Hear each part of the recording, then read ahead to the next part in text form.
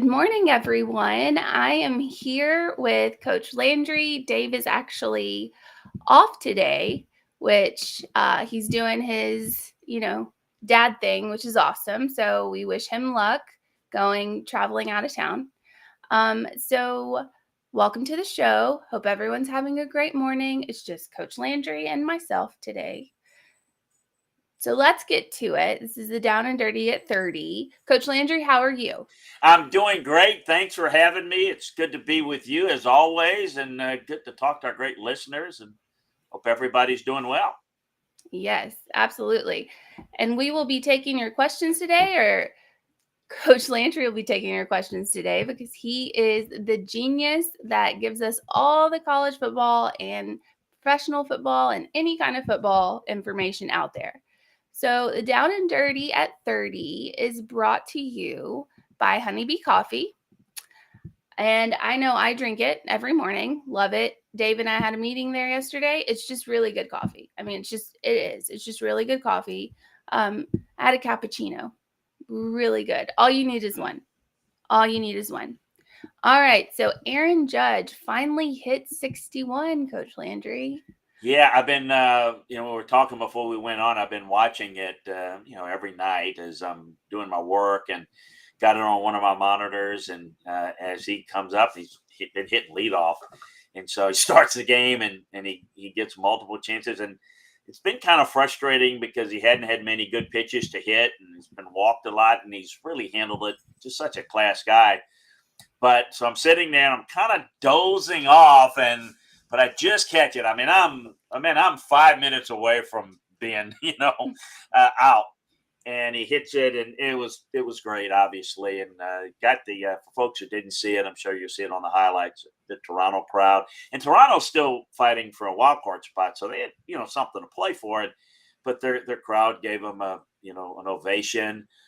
For people, I know people will follow this stuff, so.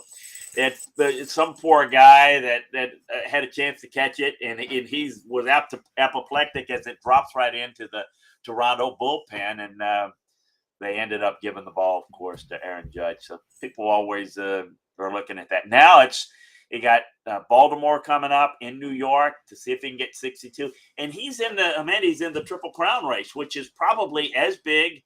What a year he's had, and the Yankees watching him.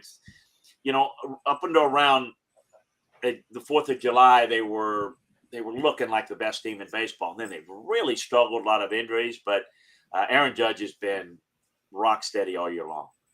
I mean, he really has. And I think a lot of people are kind of excited for him to get it over with, because especially, please do it before Saturday. Please do it, because I could not stand it. Like, I don't follow baseball that much. My husband's a Brewers fan, but sitting there and having my whole Saturday just like split screen every so often, I'm just going, please just stop. Just let him hit it. I think they have a game on Friday, tomorrow night. Yes.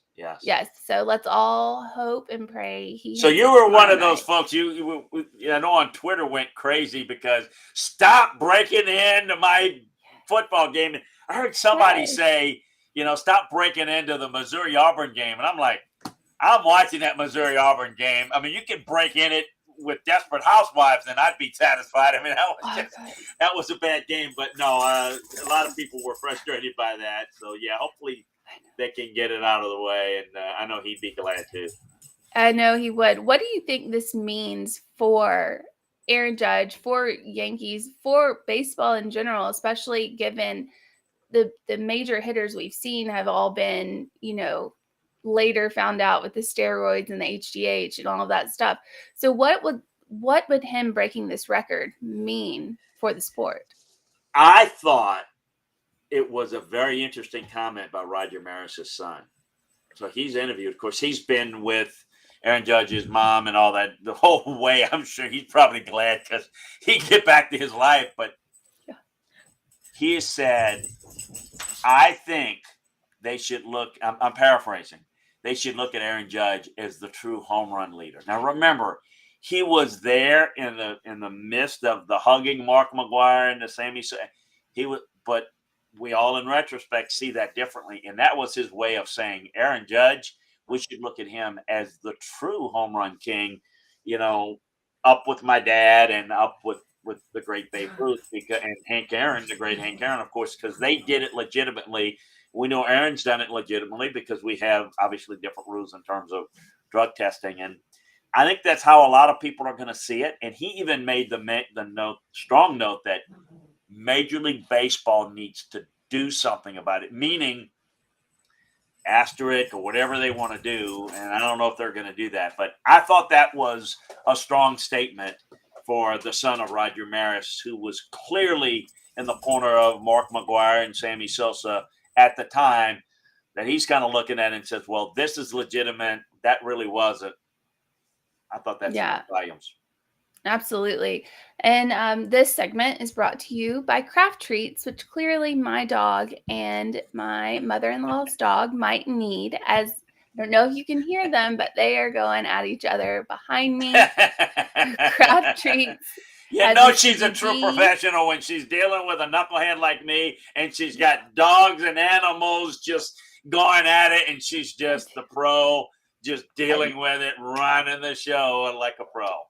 Trying to skate on by that, but the Craft Treats has the CBD cannabinoid oils for your dog. It'll calm them down. Arthritis, no problem. Also, hit that like and subscribe. Share to your friends. Share to anybody you know that loves Tennessee or football in general. We are here every day, 8:30 to 10, Monday through Friday. So let's just move on to. So the game, the Dolphins and the Bengals play tonight, Thursday Night Football.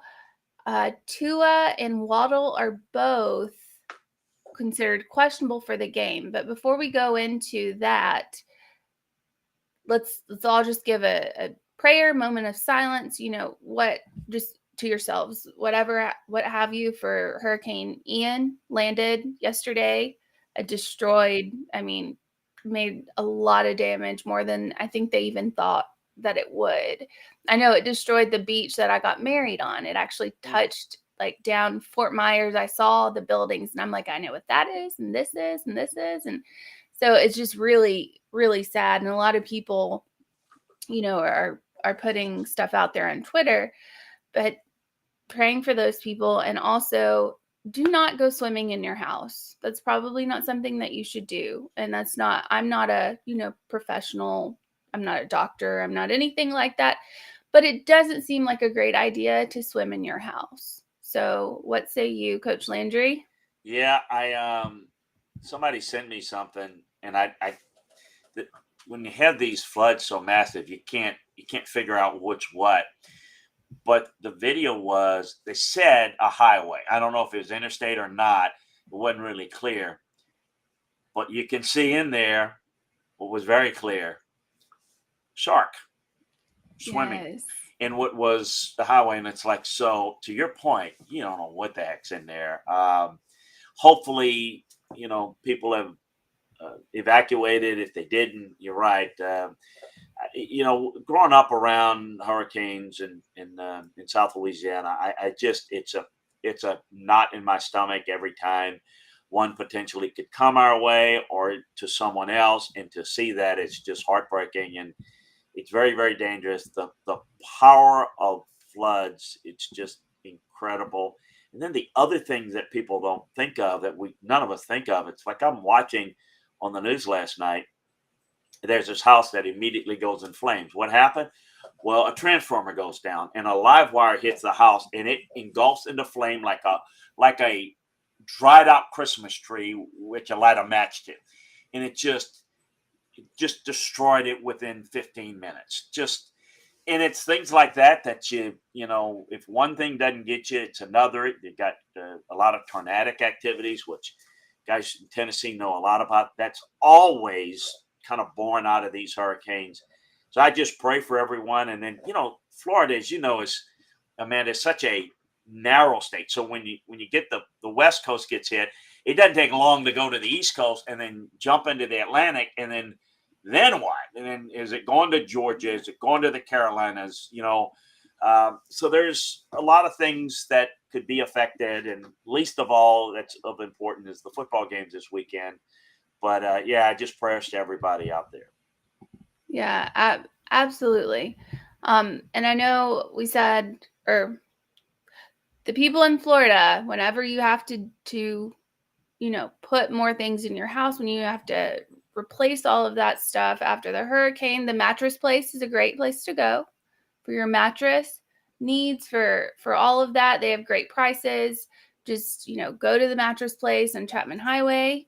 And let's actually, before we get to the Monday or the Thursday night game, let's go in with Tennessee. So Tennessee ranks first in total offense per the NCAA, per NCAA.com. They have 303 plays, 2,237 yards, averaging 7.38 yards per play with 26 touchdowns and 559.2 yards per game. That's insane to me. Like that offense is, I mean, we all watch it, we see it. That offense is crazy to me just to watch. So how long can Tennessee sustain this? Like, how long is this? Are they able to run this type of offense and put up these kind of numbers? Well, they're going to play better competition, better defenses going forward. But I tell you, I don't think their offense has played anywhere near their best yet. I mean, I think even that, if you look at it, I didn't think they had much rhythm against Florida early because Florida kept the football. Certainly, they were really good against Akron and Ball State, as you might expect. But they were a little bit out of rhythm against Pitt. So I think their best offense is going forward. Now, the numbers may not stay quite the same because you're playing against better defenses, but I think their ability to run the football and the ability to make explosive plays in the passing game is a tough combination. I know that really good defensive coordinators struggle with an offense like this because you've got to match the tempo and you've got to handle things on the fly, meaning you just can't substitute as freely. You can adjust. And sometimes even when you have the right call defensively, you can't get lined up quick enough, Amanda. And that's kind of the beauty and the lethal nature of this Tennessee offense is the speed in which they do it. It's how they do it, not really what they do. And they're very, very effective. Hendon Hooker's playing well. I know we'll talk about him. And then, their best receiver, well, I think Brew McCoy and their most polished receiver didn't even play last game out. So I think there's potential even for more growth for this offense. Yeah, I think you're right on that. I don't think we've even seen the best that they have. And I know Crazy Nugs is saying those stats are mind-boggling. They really are, because you couldn't imagine these stats being this way, especially not in the SEC. What, 10 years ago? No. This would have been crazy. Football's changed. You're right. Football has absolutely changed. It's because, and the reason is because the rules are allowing it. I mean, the RPO game has changed it because literally the blocking downfield is an illegal play. But when it's an RPO, it's not a run, it's not a pass, it's a run-pass option. And there's a lot of leeway. And, you all hear the famous comment that Nick Saban said, well, this is not how football's supposed to be. It's, this is how we want it. And then he said, that's the way they're going to call it. I'm going to do some of that myself.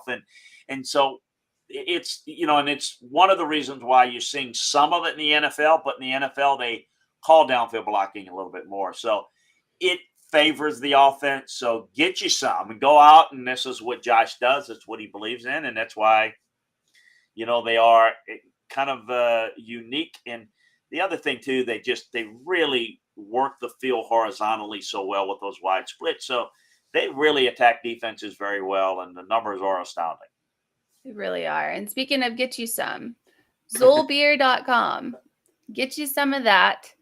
Zoll Beer is downtown, located on East 5th. Great beer, craft beer. Every day of the week, go down there. They have to-go stuff. Grab it. It's the best beer in town, hands down. So let's get to, we'll go to Hendon Hooker. Hendon Hooker is the 6th ranked quarterback in power rankings. Now, he sits behind C.J. Stroud, Bryce Young, Drake May from North Carolina, which is a random... A freshman, a true freshman that is, killing it at North Carolina, yes. I mean, he really is. Have we seen, what is it, Trubisky came from North Carolina? Mitch Trubisky came in, but he was a late bloomer, and some may say still trying to bloom in the NFL. But Drake May's, he's better than the Sam Howell kid that came out of North Carolina last. So he's really, really good. They don't play much defense, but he is very good, and they've got a lot of weapons too. Yeah, and listeners, we will get to your questions, I promise. And Crazy Nugs, yeah, I'll get to that too.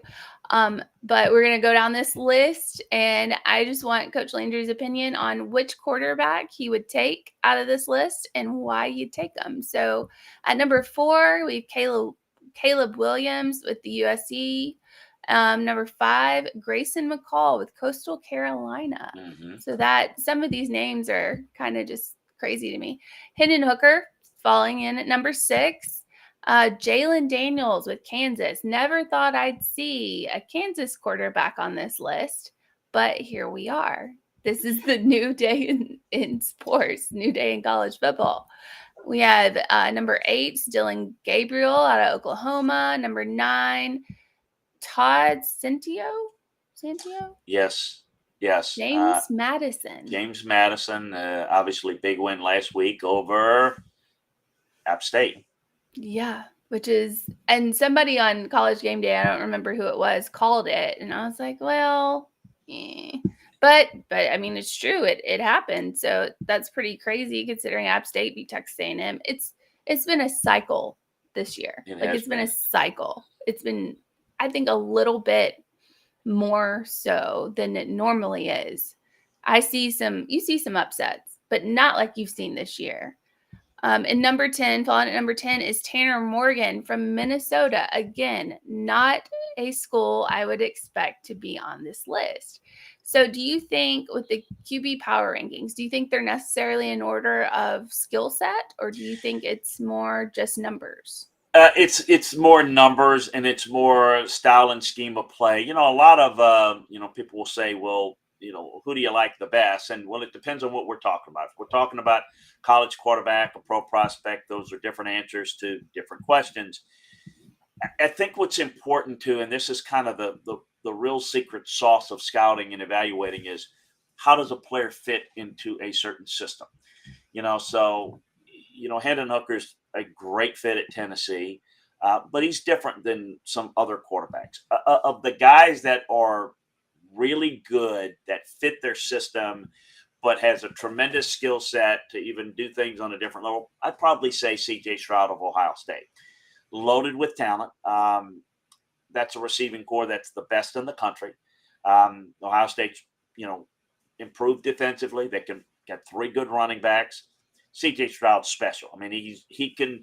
It's a little different offense than what Tennessee runs, but he's really good. Caleb Williams is outstanding. You mentioned Jalen Daniels from Kansas. Lance Lappo's done a great job with him, and they run a lot of RPO and a lot of option stuff with them. So, with Hendon Hooker, it's more of a passing game. It's more of a quick passing game. It's a one read type of offense.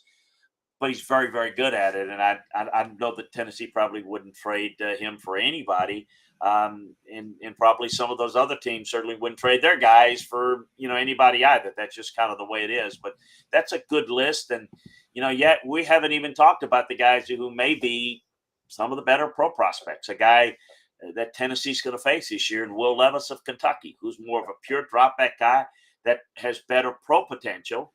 And is really doing a good job for a Kentucky team that's got a big matchup this week, by the way, against Ole Miss, of throwing the football all across the yard. So, yeah, there's a lot of good ones. But statistically, the numbers are not going to be there because they have a completely different style of offense.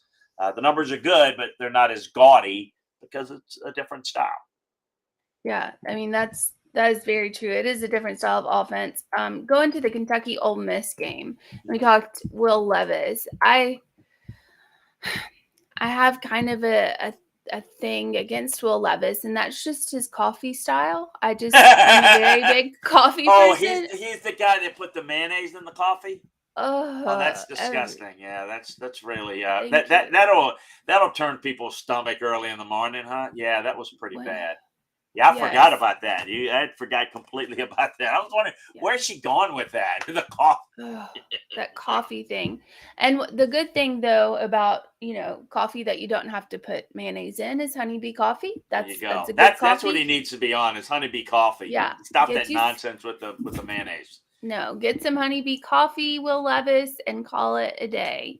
So for today's tough question, Coach Landry, I'm thinking let's go with like who would you rather what quarterback would you rather have? Out of that group, it would be C.J. Stroud. I think he can do more things, running and throwing, and I think um, I would take him. Um, I would probably take as a college quarterback. Again, in Tennessee's system, I think Hendon Hooker's outstanding. Is next level guy, different. I'd probably put somebody like Will Levis or even Caleb Williams as guys that can do a little bit more. Caleb Williams is obviously the former Oklahoma quarterback that's gone out to USC. Has been really good, but all those guys that you mentioned are having really good years. Like Tanner Morgan, for example, is done a really good job for Minnesota. I think they're the best team in the Big Ten West. But I don't think his numbers are largely due to a very weak schedule, although they blew out Michigan State. So let's give them credit for that. But yeah, I think all that group that you mentioned is a pretty good group. Yeah, they definitely are. What do you think makes Hendon as good as he is? I know it's Heupel's offense, has a lot to do with it, but what are his attributes? What does he have that makes him work in Heupel's offense so well? Well, I think he does. It's a one read offense predominantly, but the difficulty is the tempo and the poise and the leadership. I think that's what stands out um, to me for that he does. Uh, Making sure that things are handled at the line of scrimmage well, and he gets the ball off quickly, gets it to the right guy. Again, it's a lot of predetermined stuff, so he's not going through progressive reads. But and I think while his accuracy has been questioned at times, and fairly so, he's been pretty effective. The biggest thing though is the poise, and to this stage, and I'm going to reach for some wood, knock on it. He has not turned the football over, and that's what's pivotal. You can be a really good offense and score a bunch of points. If you turn the football over, it's diminishing returns. So it's the ability to be able to move the team quickly, get in a scoring position, and also not turn it over. That is critically important. And so I think that's what he does well. In short, he just runs this offense well, and you can't assume, even though it's quarterback friendly, that just anybody can do it. That is not the case. He has learned. He is a really good young man. He is very smart, and he's really picked things up very quickly in Josh's offense. So I think he's much more comfortable running it now than he was last year. So, question on that case. Do you think is Hendon Hooker more successful in like Josh Heupel's offense? Would he be as successful in a different type of offense? Would he be more successful in a different type of offense? How do you think those two affect each other? I know he fits well, but do you think that there's a different type of offense that he would fit better, or do you think this is his ultimate fit? I think it's just the best fit here. I think when you have to go into a different style of offense where you've got to make, progressive reads, he can learn how to do that, but that's not what they ask him to do. And it's not really what he's best at. I think a precision style passing offense where the ball has to come out, on time all the time and accurately, probably wouldn't fit him as well. Here, there's a lot of spacing horizontally that creates a lot of opening. So there's a lot of completions, even when the ball is not thrown exactly on time or within the range of what we call accurate, but still is a completion. So I think he definitely benefits from this offense, and I don't think he'd be as effective in other offenses. The other thing is, I don't think he'd be really good where you'd, emphasize more of the quarterback runs and stuff. I think he could do some of that. I just don't think he'd be as effective. I think this offense fits him the best. There's a lot of talk about Hendon Hooker and possibly winning the Heisman. And it's not just Tennessee, fans. It's not just people who want to see that happen. I mean, there's a lot of talk everywhere about that. So how do you feel? Do you think that he could possibly win this thing? Do you think he's a legitimate candidate? Do you think he'll make it to New York? Well, as of right now, he's definitely a candidate. There's a bigger pool of those guys. You've mentioned some of them we hadn't really talked about that are, I think, are contenders. Here's the thing, though, and I know it's a discussion all the time that we talk about. It's November that really determines it. So what really happens is, yes, he has done enough to this point because Tennessee's 4-0 and he's played well. They just came off of beating Florida. So he's the hot guy this week and, he's in the mix.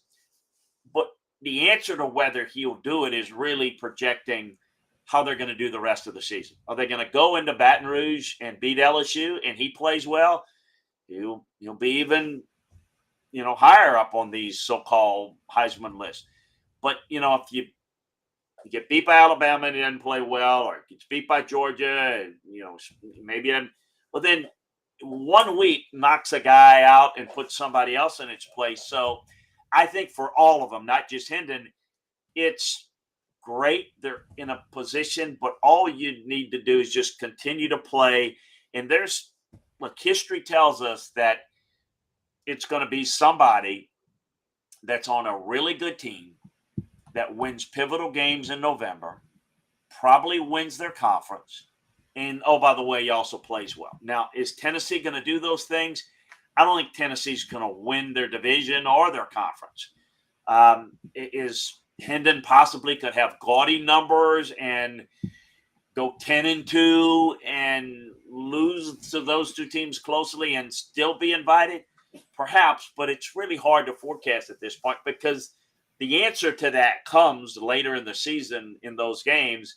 So right now it's just a lot of fun to say, yeah, he's a candidate. But I think he could put him in that short list right now, which, again, doesn't mean anything. Yeah. Tennessee season coming forward. Obviously, it's a bye week this week, which I think a lot of people are happy about. I know after you play a team like Florida, especially as hard-hitting, as crazy as that game is, as emotionally charged as that game is, you want some time maybe to rest, maybe to get your players back. Cedric Tillman, he was out for the game.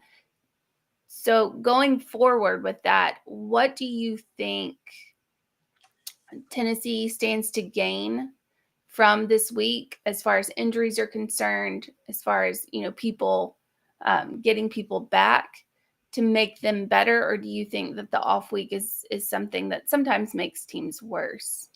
Well, bye weeks are what they are. Ideally you'd like them later because you have more attrition and you might want to, but sometimes you take it where you can get it. So here's where they are. Here's what you want to do in a bye week. You can get guys back injury wise, hopefully, if they're not season-long injuries, of course. But I always use the bye week to self-scout. And basically what that means is you study your team as if you were playing your team. And then what you try to do is break tendencies. So if you are formationally doing certain things in certain down and distance field position, you try to understand that's what you're doing, and that's what opposing teams are seeing. So we'll try to do something a little different. The other thing you can do is try to work certain aspects of your team, clean things up. Special teams, sloppiness.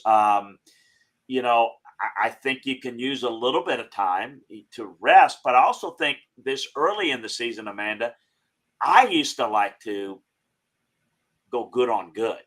I used to try to put ones versus ones. And I used to do that when we played like an Akron or Ball State. Okay, so you're not going to play a good opponent this week. So let's put ones against ones, which don't happen very often in practice.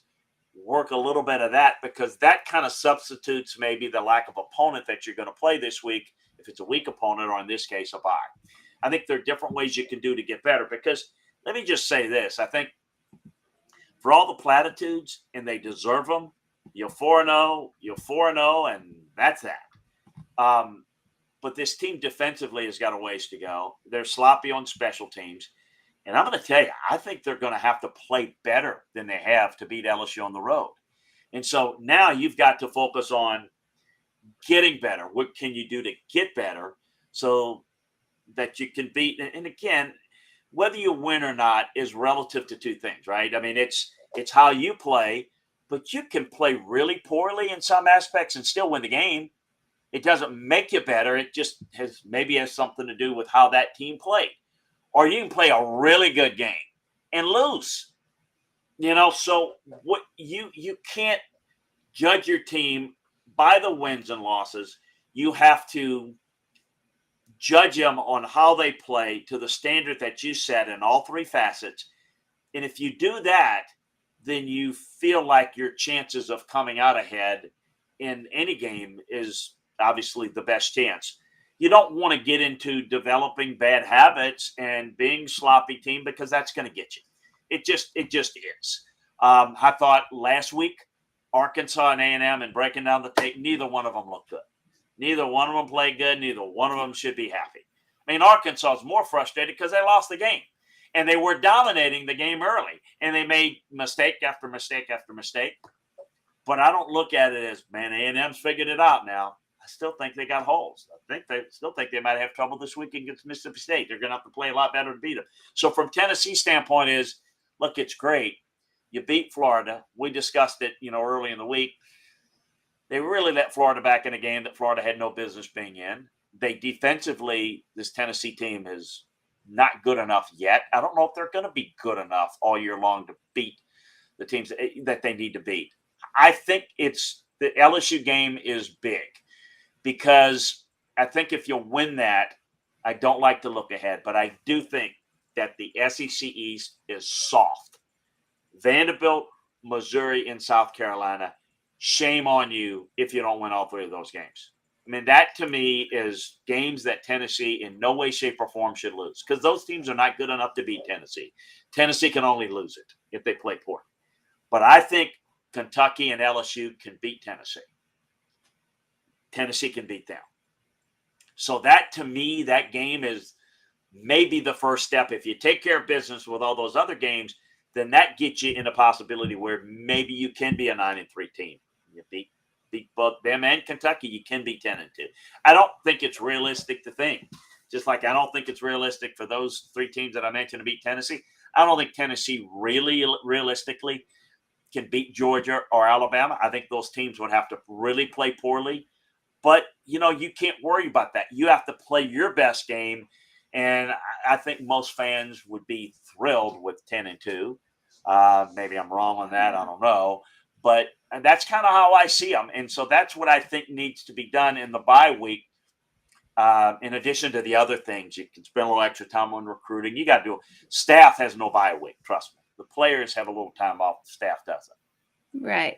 So let's go back to today's tough question. We put that up. College football QB power rankings. Hendon Hooker sits sixth behind CJ Stroud, Bryce Young, Drake May, Caleb Williams, and Grayson McCall. Which QB would you take to lead your team? 4 options: Bryce Young, Caleb Williams, CJ Stroud, or Hendon Hooker.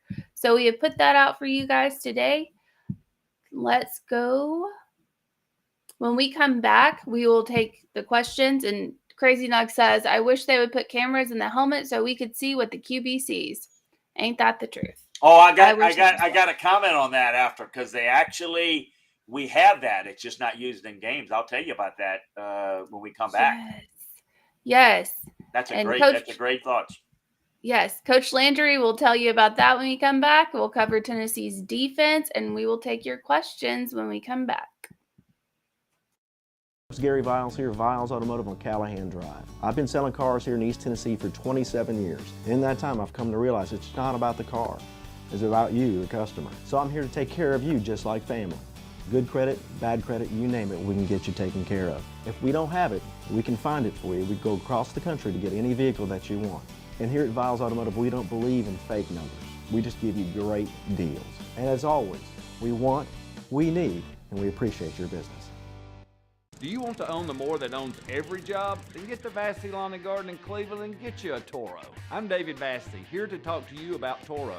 With a Toro Zero Turn, you'll get more out of every minute and you'll reach the finish line faster. At Vassey's, we like to say, no matter if you're mowing 3 acres a week or 11 lawns a day, homeowners and business owners alike find confidence in equipment they can trust from top to bottom. Vassey Lawn and Garden, Highway 60 North in Cleveland. Man alive, it's worth the drive.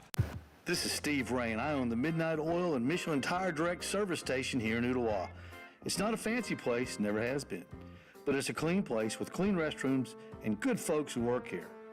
We sell gas and fix cars, nothing glamorous, but we love what we do and we're going to keep doing it for a long time to come. There's not many real service stations left, and that's a shame. We're the guys just like the guys back in your hometown. We'll fix your tire, change your oil, and put a new set of Michelins on your car. If you want a Twinkie, you'll just have to keep on going. Thanks for the business.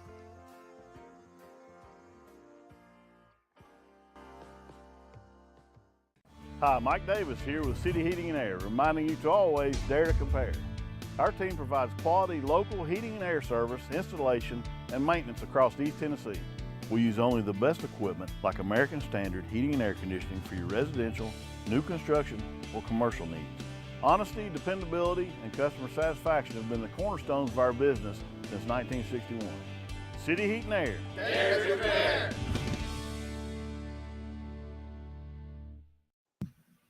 All right, welcome back, everybody. Welcome back, Coach Landry. All right, let's get to Crazy Nug's question about those helmets.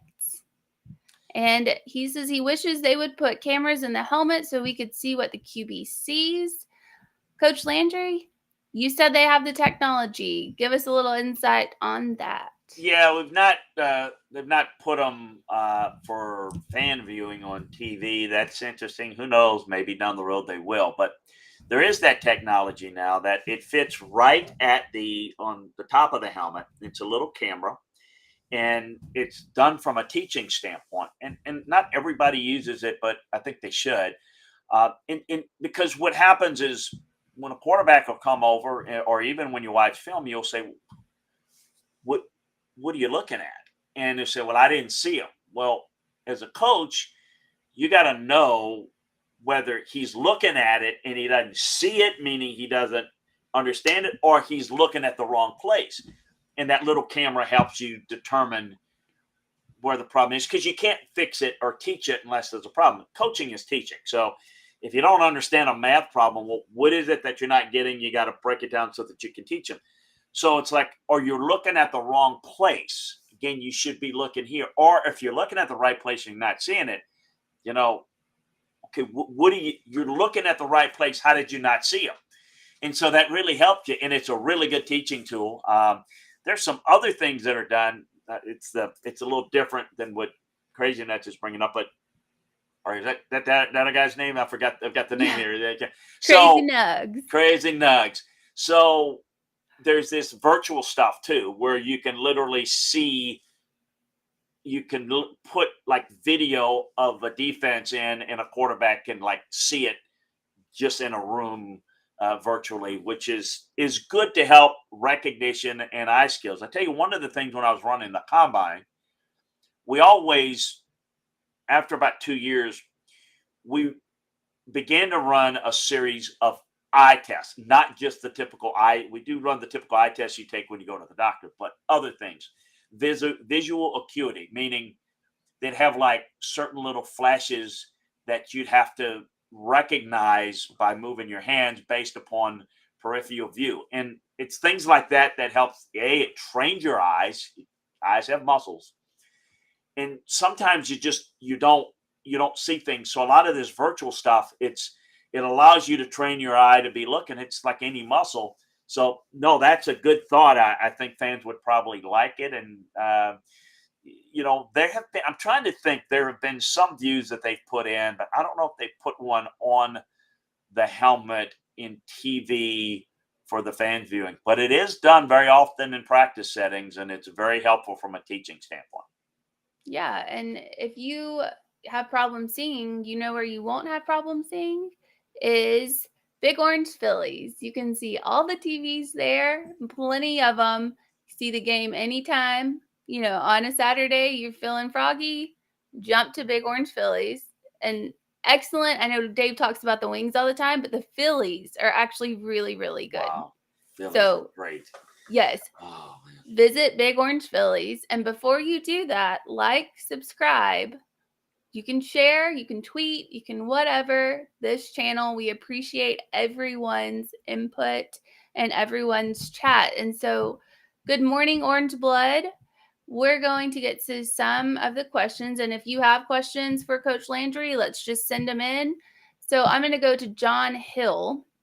And to set this up, we're actually have the defense. Tennessee's defense is ranked 96th in the nation, which is disappointing, I think, for a lot of Tennessee fans. And I know maybe the style of offense has something to do with that, the way that they play. So John wants to know, what were our defensive schemes during the Florida game? Too much zone, definitely too soft. Well, they did play a lot of zone in the game. The first thing you got to do defensively is you got to stop the run. It's the easiest way to get beat. And if you remember, I don't know if Orange Blood was listening to us pregame when we talked about the game. The key that I said for Tennessee defensively going into the Florida game is, can you defend the run? And this is going to be a challenge for Tennessee all year long. But it was a key. Can you defend the run with 7? Because if you can't, and you got to put extra numbers in the box, that's going to make you vulnerable on the back end. So you play some zone, you play it soft to prevent the big play. I think that you've got to mix things up a little bit more.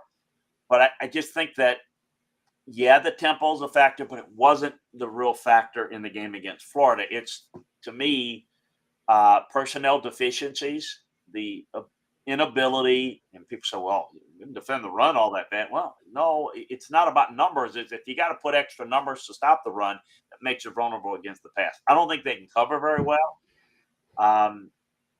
That statistic, keep in mind, and I think statistics can be skewed, but in this case, that's considering they played Akron, Ball State, a Pitt team that had their starting quarterback out of the game for a half, and a Florida team that really can't throw it very well. And you hear all week, man, Florida found their passing game this week.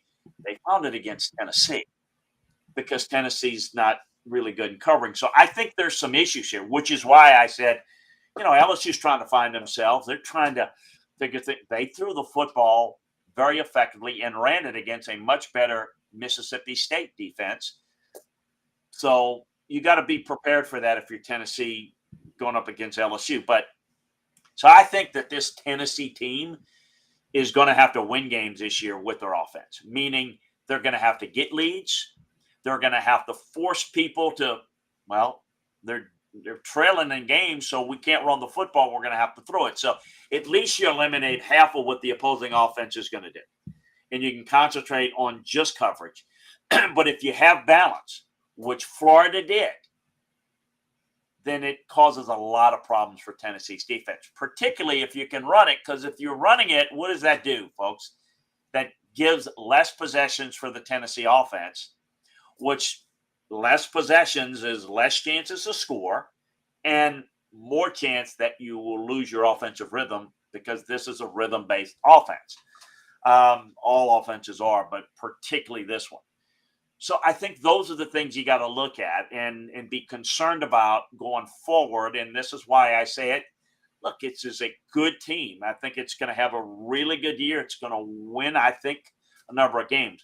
But it is flawed. I think that I would, and I did this on my SEC Football and Beyond show this week. Pump the brakes on the, I think people are setting them, Tennessee fans, maybe some, Amanda, maybe setting themselves up for look out, Georgia, look out, Alabama. I don't think you're there yet. Okay. I think,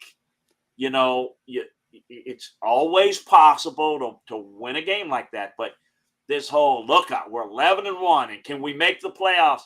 I don't think you're that type of team. I just think understand that the film shows that there are real flaws, and let's see how much better they can get relative to the teams that they're playing, because everybody's in the same boat, trying to get better. And I just think this is a really good team. I said it before. It looks like an 8-4 team with a 10-2 schedule. I think 9-3 is doable. I still think 8-4 might be in play. Hopefully for Tennessee fans, it's a 9-3, maybe even 10-2. I don't see them winning all 4 of those games. I also don't see them losing those games. And that's the good thing about their schedule is you're going to have to play pretty poorly to lose to South Carolina or Missouri. And you're going to have to play god-awful to lose to Vanderbilt. So you're in a good spot, and you don't have to play teams that, you don't have to play Ole Miss this year. You don't have to play Arkansas, which has some issues. So you've got a pretty decent break schedule-wise to have a good record. Does it indicate that this is on the way to a championship? I don't think they're, quite frankly, close with that. Hope I'm wrong, but that's how I see it. Yeah, so Crazy Nugs says, LOL, he's talking about me. 11-1, here we come. And then the innocent culprit, 12-0, go Vols. So got to have hope, right? Hey, have hope. And look, who's to say? Who's to say? What could happen in a given game? I told Amanda this and Dave this before. I didn't predict A&M to beat Alabama last year, and they did it. So in a one-game scenario, So you take care of your business. You beat LSU. You beat Kentucky. And you pull an upset over Georgia or Alabama. You could end up 11-1. That's a lot of ifs that a lot of good things need to happen, and perhaps it will. Well, we saw a 2013 Auburn team where literally it felt like angels flew out of the sky to help the Tigers go to the national title game, in which they just got beat by FSU.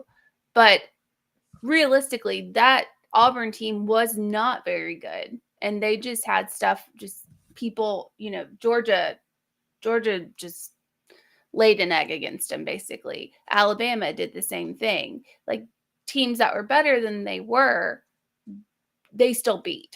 So I'm not saying it's likely, but with the way that Alabama's played, or against Texas, let's just take it against Texas, the way that they've played against Texas, and the way that Georgia just played against, and I can't even remember who it was. Kent State. Kent State. Yeah, I don't know why I couldn't remember that, because that's where Saban went. So, yes. So the way that both of those teams performed, they clearly weren't their greatest, performances. What do you see Tennessee? Can Tennessee capitalize on a performance like that, or do you think Georgia and Alabama will just lock it up? Well, if they catch those teams playing like they did in those games, sure, then game's on. And I do think that Tennessee's offense poses problems for Georgia and Alabama that they don't see in other games that they play, meaning Georgia and Alabama. They don't see offenses quite like Tennessee. So the offense is what is the secret sauce to Tennessee. It's what makes them really difficult to play. It's all about how much better do you get. And that's kind of what we're talking about. Okay, bye week, and how does Tennessee get tougher in the schedule? If you look at, I don't look at the Georgia game against Kent State as a trend. It's one game, it was sloppy. It's a teaching point. And if you look at Georgia and you look at Alabama, let's take them one at a time. I'd expect Georgia to get better and better. I would expect Missouri to get a slapping this week that is going to be probably more violent than it would have been had they played better against Kent State. Alabama, yeah, Alabama looked sloppy against Florida last year. They looked sloppy against A&M. By the end of the year, they were really good. Here's what I do know, based upon recent history, and in the case, a large sample size with Alabama. They are not only talented, but they're well coached, meaning they get better and better and better as the year goes along. So Alabama doesn't have the receiver play that they've had in the past. But you start to look at it, I think you're going to start to see them get better and better as the year goes along. Why? Because all the great receivers they had weren't great immediately they step on. Jamison Williams had some experience with Ohio State, and he was a quick adjustment. But all of the guys that they've had, through all the line, we could spend 2 segments going on all those great guys, but they were developed. They were talented that were developed. So how good would Ja'Cory Brooks be and Trayshawn Holden be and Jermaine Burton be by the end of the year? Maybe really good, maybe just a little bit better. Don't know, but history says Alabama gets better and better as the year goes along. Georgia, much the same way as Alabama. Very talented, very well coached. So you can't count on catching Alabama and Georgia in their worst moments if you're Tennessee or anybody else. Maybe they will, maybe they won't. Probably they won't. So you're going to have to catch them by playing your best, and they're going to have to be off a little bit. And you're going to I think the best chance in games like that for Tennessee is to get an early lead, make those teams play from behind, make them press, make them get out of rhythm, make them turn the football over. Then you got a couple of extra possessions for your offense, because I think Tennessee's defense is not going to stop people consistently unless they're playing bad offenses. But maybe you can get some turnovers. And if you can do that, that's your chance. So I don't see chinks in the armor in Alabama or Georgia. I see Alabama and Georgia as not as good right now as they're going to be at the end of the year. That's what I see. But we got to let it play out, because maybe, hopefully, it's not the case, but catastrophic injuries take place. It can affect teams. I think there's a big gap between Alabama and Georgia and the rest of the SEC. And that includes Tennessee. That includes Kentucky. That includes anybody else in the West. I think there's a big gap. I heard somebody say today, I was on the show about that the SEC is really balanced. No, it's not. It's not in the East. You got 3 really bad teams in the East. Yeah. And a Florida team that's not really that good. And so you got Kentucky and Tennessee that are pretty good teams. And you got Georgia team that's great. In the West, there's more balance. Arkansas is not as good as they were last year, but they're not bad. A&M's not very good offensively, but they're not awful. Mississippi State, lost to LSU, but they're not a bad team. LSU's not a bad team. There's not a bad team in the West. There's 3 bad teams, in my view, in the East. There's Auburn. Oh, I'm sorry. Yeah, Auburn is a mess right now. Yeah, though that's right. Mess. They're a mess. They're the worst looking team in the West right now. Yeah, you hate to see it. Yeah, and yet, you line up and play. Auburn lines up and plays Vanderbilt. Line up and play Missouri. We saw that, as ugly as it was last week, and even though Missouri blew, and you line up and play South Carolina. I kind of like Auburn in those 3 games. And so they're the worst team. That they're better than probably the 3 worst in the East. So I think there's a lot that needs to be factored. It doesn't mean that takes away from a Kentucky or a Tennessee. It just means that you need to put it all in perspective and kind of figure this out. In Tennessee, they've beaten Pitt. And again, here's the other thing, Amanda, is you're going to see Pitt be better at the end of the year, because that's a good team. And remember, they played without 2 of their starting defensive linemen against Tennessee, really good ones, and the quarterback only played a half a game. So, those are all parts of it. Pitt will be better, and that win over Pitt will look better for Tennessee down the road, even though it really wasn't as good a Pitt team as I think Pitt's going to be at the end of the year. Still counts. But I think it factors in when you study the tape that there are limitations still with this volunteer team. Yes. So, the Georgia game against Kent State and Alabama against Texas could have been catastrophic, but do you know will Yes. not be catastrophic is a car from Viles Automotive.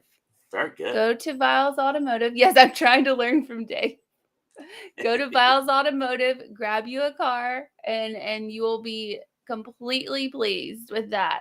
And Crazy Nugs, LOL, LaFratta taking shots at Auburn again. I have to get them in. The Alabama girl has to do that. They have to get them Never miss in. that shot. Yes. She might hurt herself if she pulls that punch. Yeah, it's not a great, it's not a good day unless you have to take a shot at Auburn. So the innocent culprit has Tennessee almost lost the season to any cupcake teams on their schedule so far, talking about Alabama, almost losing to Texas, and Georgia almost losing to Kent State, which I don't think is almost a loss, but it was a bad look. Yeah, is that a way to measure it though? Is no, that a not good really. metric? I mean, here's the thing. Again, they didn't. Tennessee's they've taken care of business, but no, that's a kind of very simplistic way of saying, okay, well, understand something. You're playing Texas. Texas has lost a few defensive players, so and remember they were really looking good against Alabama with Quinn Ewers. Quinn Ewers has not played since. I don't think that's a way to look at it.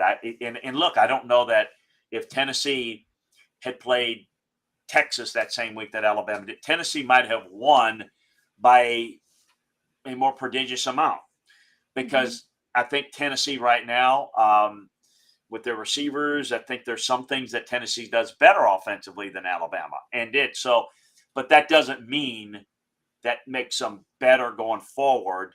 It just means, Alabama could have lost that game. Alabama did lose to Texas A&M last year. Georgia could have lost as well. They didn't. Tennessee didn't come close to losing the game, really. I mean, I think that the game against Florida, they made a little closer, but never was overly threatened. Maybe at the end you had to hold your breath a little bit. Pitt was a little bit in doubt for stretches, but I felt like Tennessee was the better team, particularly with Slovis out of the game, and I didn't think Pitt could do anything. But the game was a little bit more competitive. And look, you can make the case that Texas was a little bit better at that time. I don't think you can look at – I mean, I think you look at that. That's what fans and media are going to look at, and it's fine. To me, what you have to look at and study is how do teams match up, and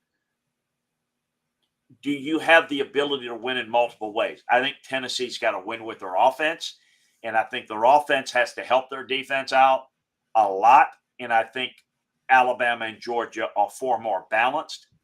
They're more talented across the entire roster. So, I think to me, Tennessee's more vulnerable in any game, maybe not the cupcake games, but in across the wide variety of games are more vulnerable. More vulnerable doesn't mean that they're not going to win all their games or whatever. I just think they're different looking, and I don't think they're as good because I don't think their defense is good. So we'll see. Tennessee might be able to get it done just with their offense. I've compared Tennessee to what Oklahoma has looked like under Lincoln Riley. They're good offensively and good enough to win the Big 12, but against balanced teams, I think this ultimately is a line of scrimmage league still, and I don't think Tennessee matches up as a line of scrimmage physical team. So they have to avoid getting into a physical phone booth matchup. And if they can, that enhances their chances of winning some of these games. Yeah. So I'm going to go to another comment. Dwayne, I don't know how to say your last name, so I'm not going to botch it. Every team has flaws. I'm not saying Tennessee will make the playoffs, but I don't think that Tennessee has played its best game on offense yet. I agree with that, but I also don't think that they have played the best defense out there yet. And you still have two pretty good defenses, coming in in Georgia and Alabama, especially. Yeah, and I said it earlier. I don't think, because when you're reading all the stats offensively, I don't think Tennessee. I'm gonna be honest with you. By Tennessee standards, I don't think they've been that good. I think they've got a lot better offensive football. I don't think they were in rhythm against Florida. I don't think they had a really good rhythm against Pitt. And that's the two games that I'm looking at. I think Tennessee has got a lot better football in them offensively. A lot better football. Now, I'm hoping that they're healthy so they can do that. I think there's a lot better offense there. But Amanda just said it. You're going up against defenses that are going to be more challenging, and you're going to go up against better offenses that are going to be able to handle Tennessee's defense and keep the ball away. If Florida could do it, that would be my concern. Is Alabama can run the football. You know, a lot of people can run the football against Tennessee and then throw it. You just don't want to get in a shootout. If I'm Alabama, I'm Georgia, I'm anybody. I don't want to get into a shootout against Tennessee. No. I'm just going to run the football on Tennessee, and I'm going to shorten the game, and I'm going to win at the line of scrimmage. I think teams can do that fairly effectively against Tennessee. Good teams can. I don't think they've played what I would call a really good team yet. Florida and Pitt, I mean, depends on how you define it. I grade teams in scale, so you can say that Pitt and Florida are pretty good, depending on how you want to analogy. I would grade them kind of in a low-grade purple, which is solid teams. What I consider really good are what I would call red grade, and then blues are the best. I don't think they've played one of those teams yet. They're going to play two of them on their schedule. Folks, we're going to know how good Tennessee is. They're going to play Alabama. They're going to play Georgia. That's two of the three best teams in the country. That's going to determine how good they are. I think that LSU and Kentucky are winnable games and are losable games. That probably are the two games that are going to define their season. Because I don't think their season should be defined on beating Alabama or Georgia. But I think beating Kentucky and LSU, particularly LSU this year, is doable for Tennessee. But it's also losable too. I think that if LSU plays their best game, LSU's got a lot of things that could cause problems for Tennessee, just like Tennessee can control for LSU, and same thing for Kentucky. Yeah, so Crazy Nugs asked me a question, and I will answer that when we come back. Gary Viles here. I want to personally invite you to North Knoxville's newest sports bar and restaurant. It's Big Orange Phillies, located in Black Oak Center. And yes, folks, it's happening in Halls. Big Orange Phillies offers family-friendly environment with homemade meals and the best deli-style subs around. Billiards, darts, jukebox, shuffleboard, and cornhole, and a full bar. We also offer valet parking on weekends and during special events. We even have a covered back patio. It's happening at Big Orange Phillies. We want, we need, and we appreciate your business.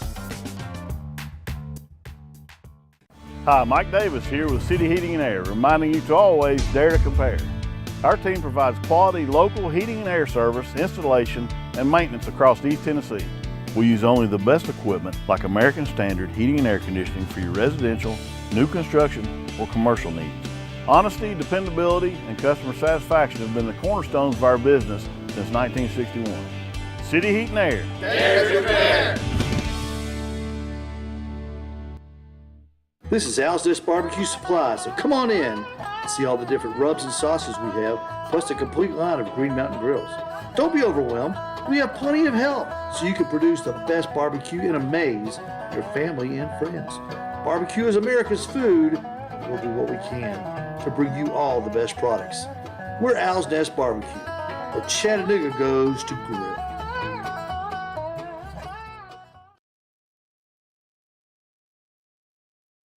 Do you want to own the more that owns every job? Then get to Vassey Lawn and Garden in Cleveland and get you a Toro. I'm David Vassey, here to talk to you about Toro.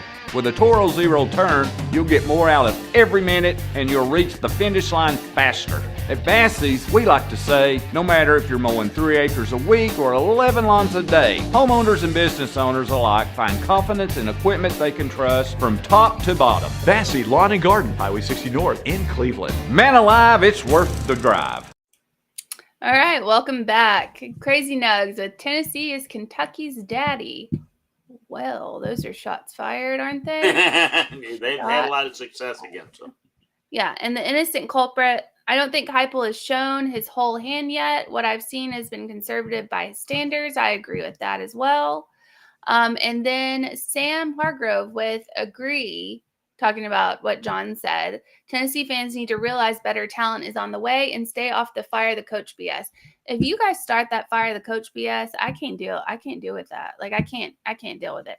Heupel is a great coach. He is this is how I'm going to transition into the question that Crazy Nugs asked me. Like, share, and subscribe to YouTube. Go to offthehooksports.com. We have the latest news, all of that. Tennessee, talking Tennessee like crazy over there. When I am a fan of a rival of Tennessee's and I don't like the coach, you know you got a good one. Because and Heupel's a good dude. I'm not saying anything about his personality.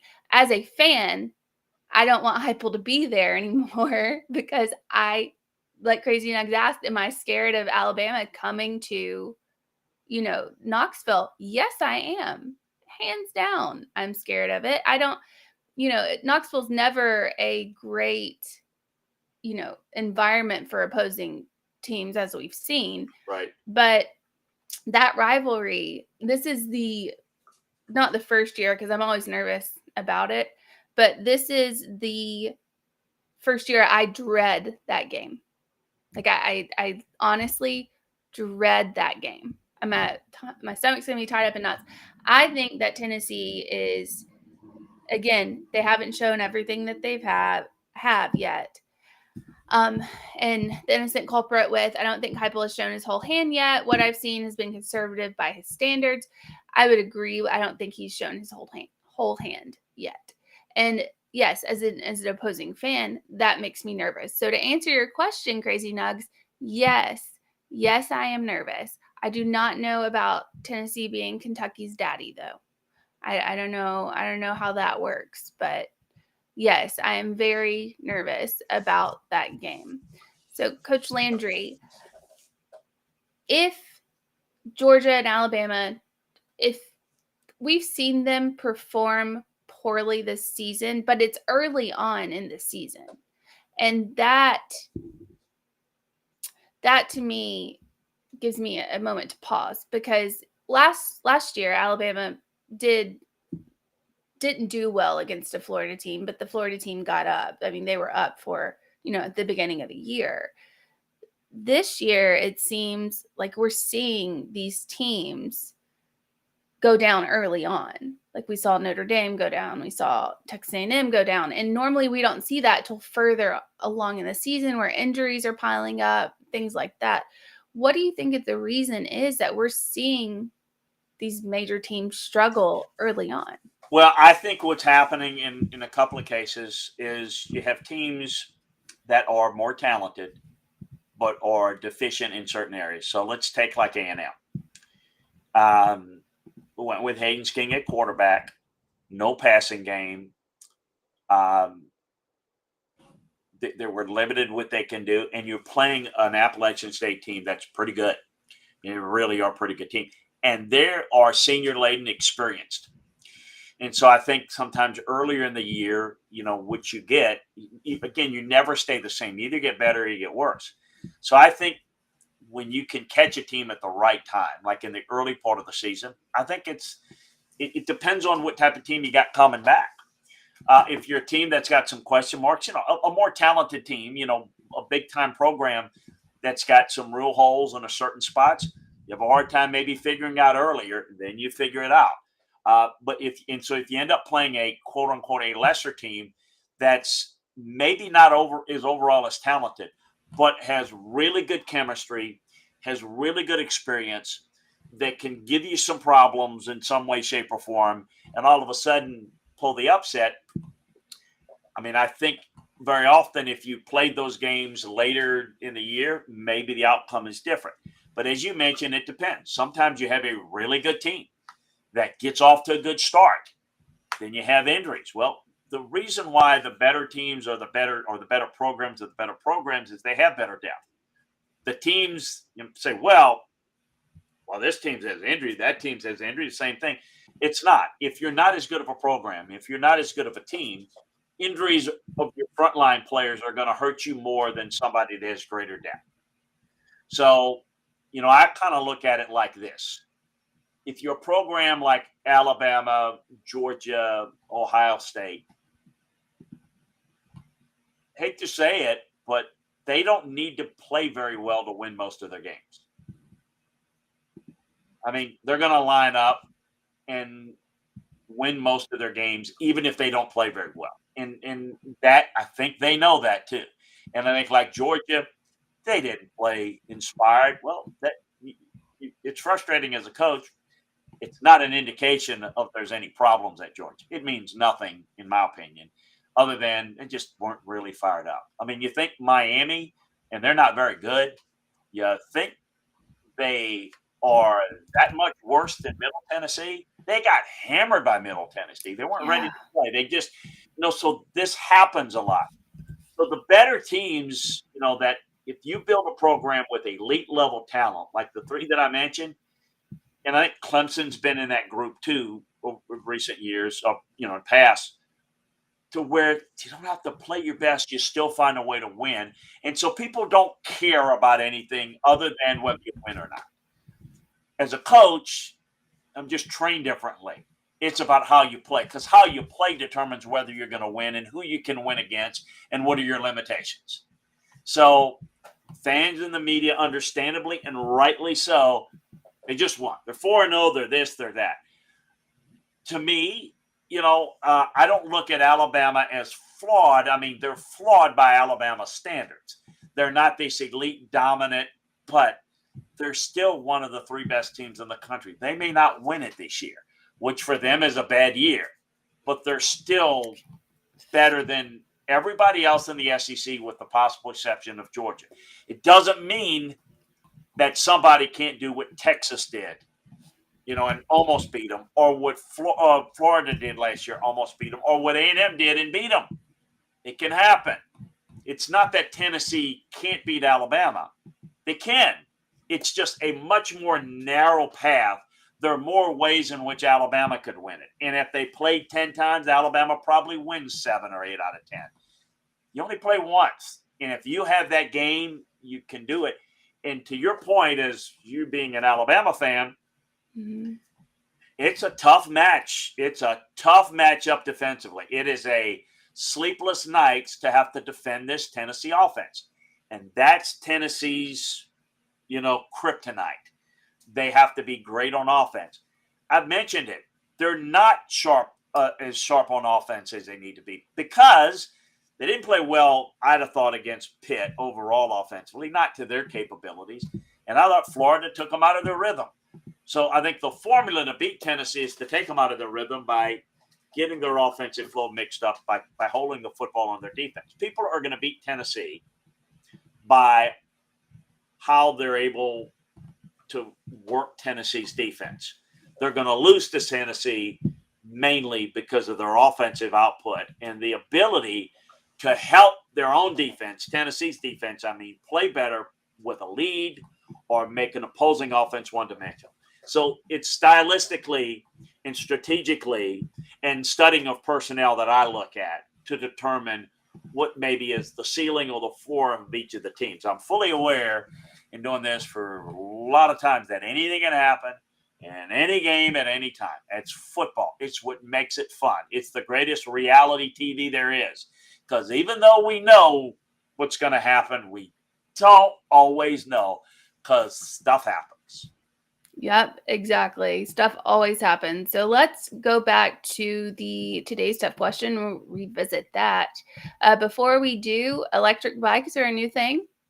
Never have been on one, but if I'm going to go on one, I'm going to go to Petago of Chattanooga, and I will ride that thing because I've seen them. I'm not exactly sure how they work, but I know they help you if you have to go up steep hills and stuff like that. They're good for elderly people and probably good for people who just turned 36 like I did.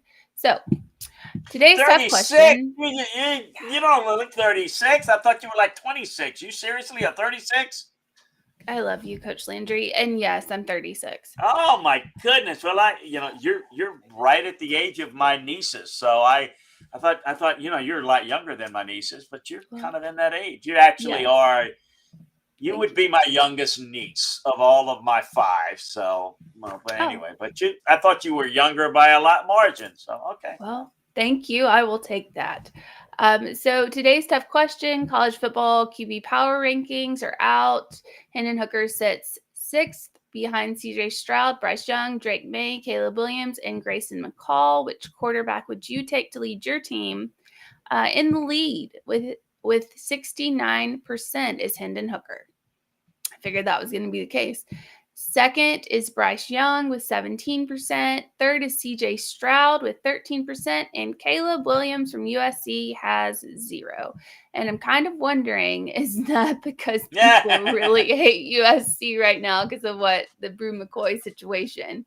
And I'm betting that might have a little bit. Just a little bit. Just a little bit to do with it.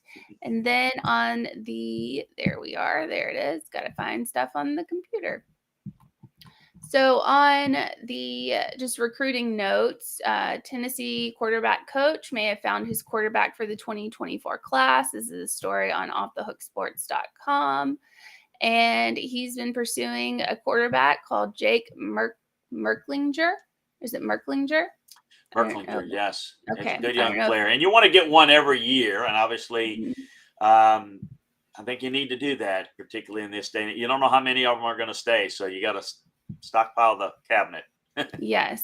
So he's talking about Tennessee's quarterback's coach, that he came to the game-winning play at ELCA. He came to watch me for a little bit, so that meant a lot, and I'm really excited to get back up there to see Neyland. I mean, they're winning, which is something that attracts me. That's nice. And the offense is super fast, super high energy. They throw the ball a lot, so it's something that'd be fun to play in. So he was a 4-star prospect, Eagles Landing Christian Academy, and he threw a 73-yard strike to ensure the win. So that is on the recruiting news for Tennessee. That is where they sit. So going forward, Amanda's still a spring chicken. Thank you. I don't feel like a spring chicken. I feel like an old chicken, but I appreciate the confidence in that. So, College Football Playoff Committee. Yes.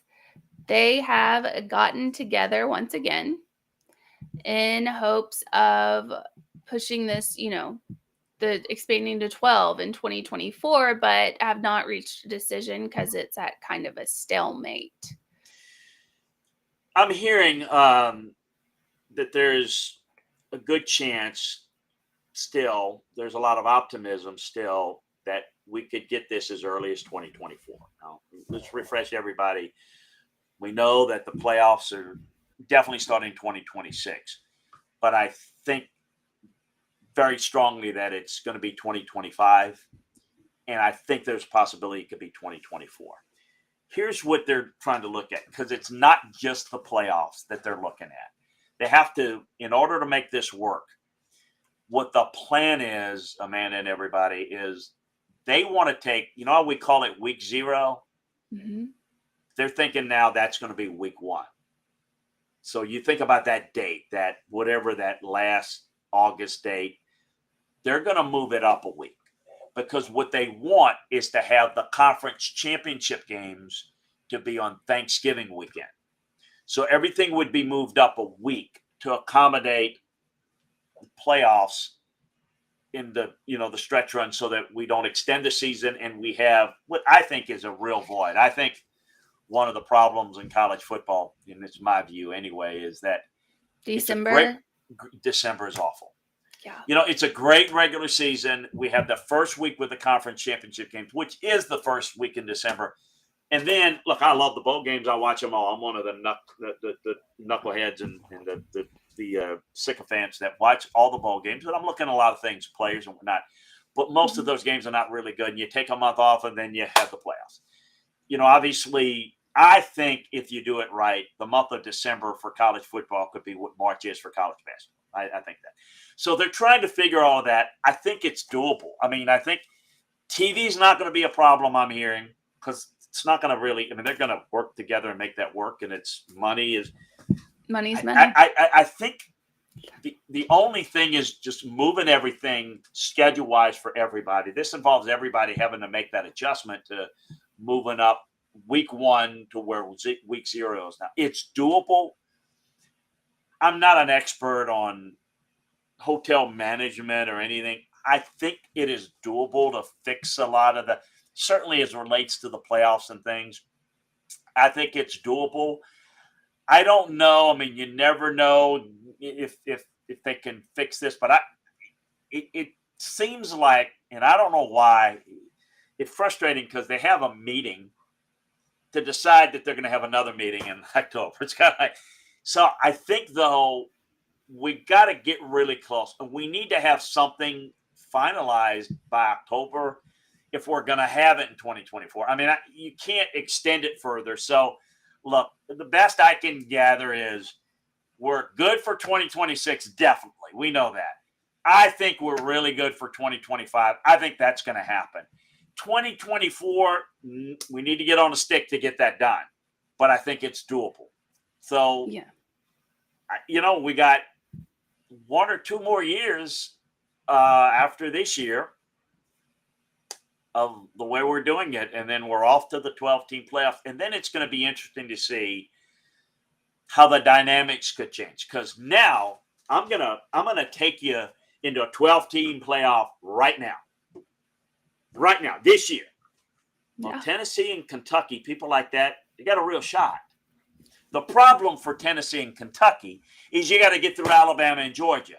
Well, 14 playoff, it's probably not going to happen. If I put Tennessee or Kentucky in the Big 12, I think they can compete with Baylor in Oklahoma State, and they might be able to win that league, and they might have a better chance of being 12-0 or 11-1. And, I think whereas if you're talking about a 12-team playoff, if you've got a good 3rd, 4th team in the SEC, they've got a shot. So that potentially is a Tennessee or a Kentucky if they're able to continue. And let's just say they're 10-2. That 10-2 with maybe a competitive loss to Alabama, Georgia, or if they would have beat one of those teams, they're in. In this year's playoffs, you're going to have to win the conference title if you're.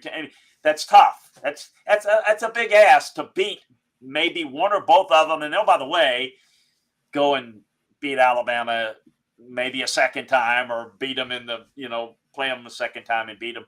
So I think this is going to create an environment, even for those programs that are the Pac-12, which is having some issues, and others that they are good enough to make a 12-team playoff, but now the bar is going to be, can you get the team to the playoffs?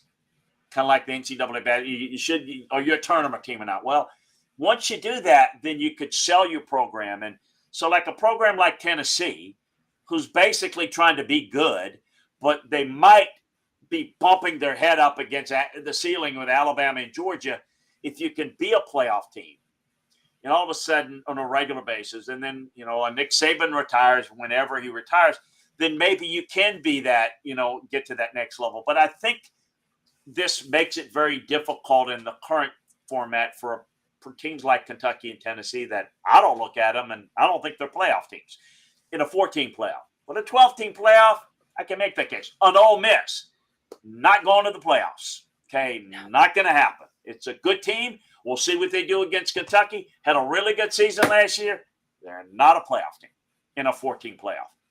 12 team, yeah, maybe so. And that makes a difference because you get hot, you get the right seeding. We all know what it's done in basketball. Basketball's a different sport. It's a tournament sport. Football's not. But 12 teams opens it up to a lot more people, not just in other conferences, but in this SEC, it opens it up to the teams that are not named Georgia and Alabama, which are right now on a different level. They're recruiting at a different level. Yes, they definitely are. So So when it comes to we're talking about Ole Miss, I do not think Ole Miss is a good team. Just based on eye test, I don't know if it's just the transfer portal or what have you, if that's what, Lane Kiffin has, gotten his players out of. And I understand that he has to, given the limitations at Ole Miss. But they do not, to me, look like a good team. What is your opinion? And I know you said good team. They were, okay last year. But what is your opinion on them this year so far? I thought they were better last year. I think they're a really good running team. They got 3 outstanding running backs. Jackson Dart has been fine. But it's the running game. I really have concerns about their defense. I don't think they're very good defensively. I knew Tulsa would give them a game last week. They gave them quite the game. And I don't think that's just all they weren't ready for. I just think this team is going to struggle against good offenses. So they're going to – but they can run the football well, and that helps your defense because, you can be fresher and you can have, less time on the field. I look at this game where Kentucky is the more balanced team. Kentucky's better defensively than Ole Miss. Kentucky's getting good play out of Will Levis and the receiving corps. They haven't run the football as well as Kentucky normally does it. They get Chris Rodriguez back, but it is in Oxford, and I think turnovers are a big factor. It always is. So I think this game's intriguing. If it was in Lexington, I'd feel a little bit stronger about it, but I still think Kentucky's the better team. We'll see if they win the game or not. But look, I'm with you. I think Ole Miss is good. I don't think they're special. I thought last year they had some special qualities to them that they lacked. And their special quality was quarterback. And he just kind of put them on their back. They don't have that. Jackson Dart can't do that. But I can tell you, I think they're better at running back this year. I think they got 3 guys that can really do it. So, a good team. I think the West, as I said, I think State's pretty good. I think, Ole Miss is pretty good. I think Alabama. I think Arkansas is pretty good. I think LSU's pretty good. Just mentioned Auburn is really struggling. Everybody's pretty good, and then you got Alabama, which is not playing their best ball by their standards, but they're still, even what they are now, are better than everybody else in the West. And I think the West is tougher. Week in and week out is tougher than the East because, as we said before, I think you got a Florida team that's not nearly as good as there will likely be in the future, and you got 3 opponents that, quite frankly, if you're Tennessee and Kentucky, you should beat very easily. So I think it's a little softer in the East, personally. Yes. So, and I know that Crazy Nugs just said Kiffin to Auburn. I've heard that rumor. I don't think that is beyond impossible. It's not impossible. He's been mentioned. Hugh Freeze is a guy that they were very interested in, at least Jimmy Rain and the big boosters were when they were trying to push out Brian Harsin last year. It'll be interesting to see. Those are 2 names to keep in mind. There'll be some others. There's a very strange operations there at Auburn. And right now, who's going to make the call? Going to be the boosters. Going to get an athletic director involved? Can get one of those? Those are always different issues. But Auburn's is always very an interesting. It's a soap opera that is fitting of daytime television, no question, and on the Plains. Yes, and I know Hugh Freeze was one of the coaches that beat Nick Saban, and that twice. Yes, and that matters. 2 years in a row. Yeah, he absolutely does. And he's done a good job everywhere he's been. Really. Did a really good job at Ole Miss. We know what happened at the end. And he's doing a very good job at Liberty. And he's just taking vagabonds and plugging them in. He's a good coach. And he can cause a lot of problems. And he's also an outstanding recruiter. Yeah. And so if you can deal with that, I don't know what the SEC thinks about it. Let me remind folks that Nick Saban wanted to hire Hugh Freeze on his staff a couple of years ago, and the SEC office kind of put the kibosh on it. I don't know how they feel about it. The SEC office and his background is not the whole morality stuff with his burner phone, but the NCAA stuff, that'll be interesting to see. But he's certainly someone, I thought that if I were South Carolina, I would have made that move on him because I think he would have been a really good fit there as well. But I think he's a good coach. I really do. Yeah, I agree with that. Unfortunately, I agree with that. Yeah, and I mean it's kind of feel dirty sometimes saying that he's a good coach and he's a good fit as a football coach. I don't know that he's a fit for you as a program, and he wasn't for South Carolina. I talked to those folks in the coaching church about it, and I said, look, as a football coach, this is what I think. Really, really good. It's not a fit for you. Hey, there's every bit of reason to say I don't want that guy coaching my team. I completely understand that, and that's teaches on. Yeah, absolutely. I know Orange Blood said week 0 is a ridiculous term. Whenever football starts is week 1. No one starts counting, saying 0, 1, 2. My question on that, do you think they started this week 0 thing to transition into an easier way to move the college football schedule up? I don't think so. But I mean, to the point, call it week 0. You're right. That's goofy.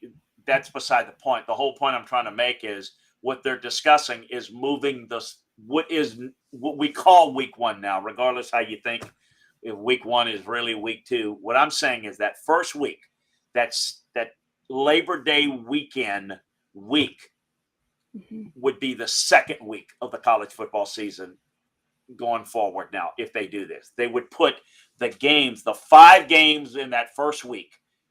It would be everybody playing in that first week. So the question would be, would you have 5 games the week before and almost middle of August?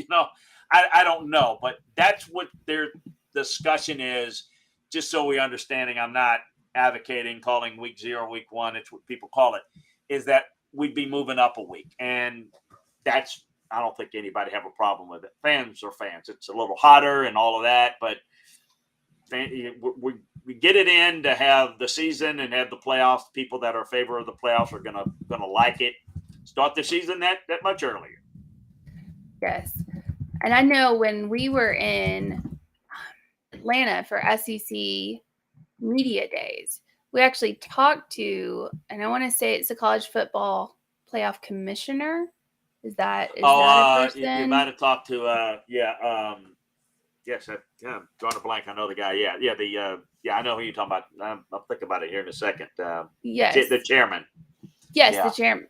Yes, the little round with guy glasses. with the glasses. Yes, yeah. Yes, I know and exactly. I asked him. I said, "So moving forward on a 12-team playoff, how would you do that?" And his thing is we would just extend the schedule out. So with that being said, I know there's a lot of stories coming out about the playoff expansion going in and messing up, like competing head to head with NFL on that. Yes, that's the other thing they have to look at scheduling wise. The one thing they've tried to avoid is, playoff wise, you don't want to get caught up in playing up against the NFL. Folks, we all love, the college football. But the NFL, is the king, and you don't want to hurt your overall numbers, television numbers, because that's what leads to the money that comes about. That's so rich, and so they're cognizant of that. And I know many fans say, "Well, I'm going to watch the playoffs over the NFL." Well, it's not about that. They want to have as many eyeballs as they can, and they know that the people that are huge fans of college football are going to watch it all the time. If it's me, I don't care. I'm going to have multiple games on the TV, but I'd rather have it to where I can focus on college football at a certain time and, college football, the NFL on a separate time. And that's what they want. They want the casual fan to come into that, and they don't want to be split up with the NFL. So they've got to work with that on where things will go. Yeah, and I think we should touch more on that tomorrow. Let's get to, I know we've ran super long, so let's get to message board bingo, and I don't have the crazy music back here. I don't have we can do it without the crazy music. Space music. So first one I'm going to read is coming from a Big 12 school. A high school coach circles around him, so smoke them if you got him, boys, because we are screwed. And we'll give everyone 10 seconds to post your guesses if you want to guess on Message Board Bingo. Let's see. I'm very bad at like handling stuff. Does Landry win a shirt if he gets it right? I don't know. No. I don't think I'm eligible. I don't think I'm eligible for it. No. I could you repeat it again? Absolutely. So if we finish, a high school coach coached circles around him. So smoke them if you got him, boys, because we are screwed. And no, Crazy Nugs is not Oklahoma. Well, it's a good guess. Let me know when we want to give the folks time. Let me know when I'll answer it whenever you want me. Yeah. Big 12 school. You go ahead. We had Oklahoma and Nebraska. Well, it's Joey McGuire and the job that he did at Texas Tech against Texas last week in Lubbock. So it would be, Texas.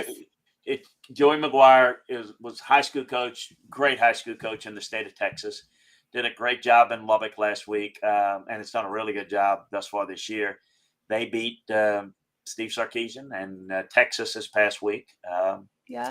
So that's what happened there. So literally, I guess the Texas folks are already, jumping off the curve there because they got beat by quote unquote a high school coach, a very good coach though, Joey McGuire. So let's do one more. So Hugh Freeze, he will be named the head coach before the end of next week. 10 seconds. I can't sing, or I would do like the Jeopardy thing. So that's a yes or no thing. It's a which message board, like which school's message board. Oh. Did this come out at? Okay. Well, I think we know where that is. That's pretty obvious. I think we just kind of gave that a little bit earlier. Yes. I figured we'd end on that one. So I think that's where you'd say it's the message board that says something war something. Yeah, exactly. Crazy Nugs. Warbird. War Eagle. Warbird. No, I'm just saying War Eagle. Yes, we don't know what their mascot is, but Crazy Nugs guessed it. It is Auburn. Go. So all right. On top of it. Yes.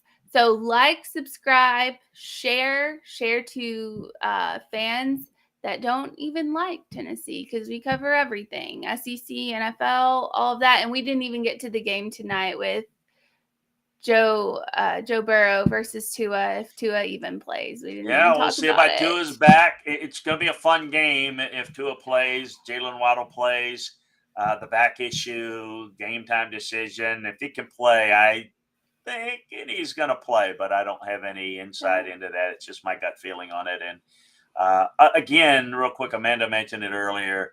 God bless everyone out there. I know we all seemingly have friends, family in the Florida area.